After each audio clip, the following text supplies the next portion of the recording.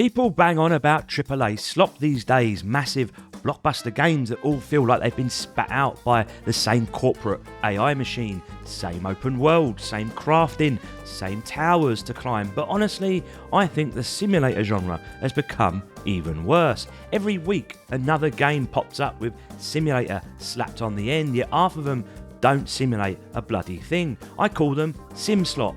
90% are asset flip shite. 9% are decent enough if you've got nothing better to do with your life. Then you've got that tiny 1% that actually surprises you.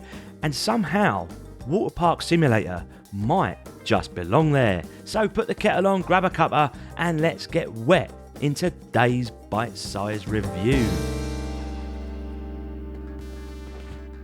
Like every simulator ever made then, you begin with a rundown plot full of STIs, broken equipment and enough paperwork to make the local council member erect. It's pure busy work. Pick this up, sweep that bollocks, build this basic arse unit. We've seen it all before, people. Only this one actually gets going surprisingly quickly. Before long, you're placing your first rusty swimming pool, your first rusty toilet, and your first rusty shower. If you've ever dreamed of running Britain's first ever tetanus water park, congratulations. What immediately impressed me though was how natural the builded aspect feels. The second you place anything, the camera zooms out into an isometric view where you can rotate, line everything up and actually plan your park properly. One click later and you're straight back into first person mode to physically build the blueprint yourself. It's nothing revolutionary, but it creates this lovely rhythm whilst getting your hands dirty.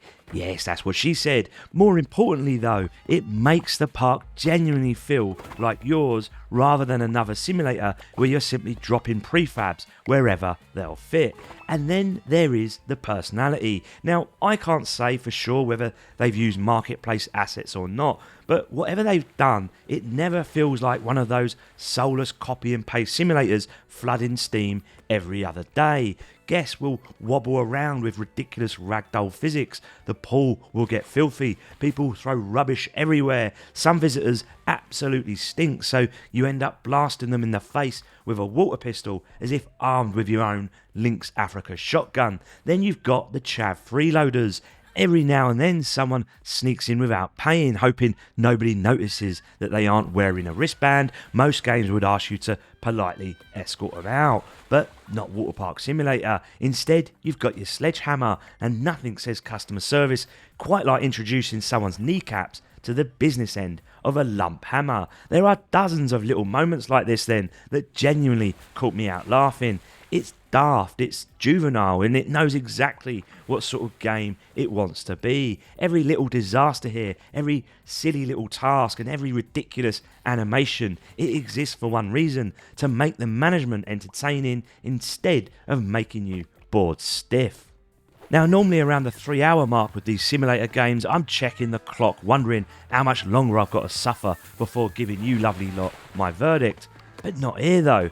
By the time I finished recording this review, I'd somehow dumped 17 bloody hours into it, because underneath all that slapstick humour is actually a really satisfying management game. Your rotten little Veruca infested water park slowly transforms into a proper luxury resort as your reputation climbs, unlocking new facilities, new decorations, and a surprisingly chunky upgrade tree. Eventually you'll hire staff, which is an absolute godsend because trying to do everything yourself becomes impossible. You're rescuing people from drowning, you're cleaning pools full of brown floaters, adjusting the hot tub temperature because apparently Karen's backside can detect a 2-degree difference. You're restocking hot dog stands and lemonade machines, and you're repairing broken slides. There's something there that's always demanding your attention, but unlike so many other simulators, it never becomes exhausting. The hours, they just sort of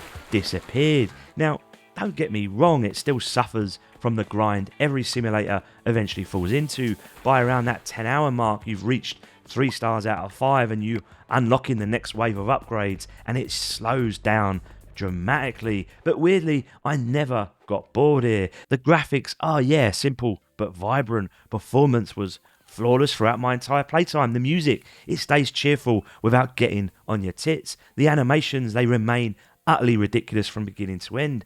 Most importantly though, it never forgets it's supposed to be fun. That sounds obvious, but you'd be amazed at how many simulator games forget that somewhere between emptying bins and alphabeticizing imaginary storage shelves.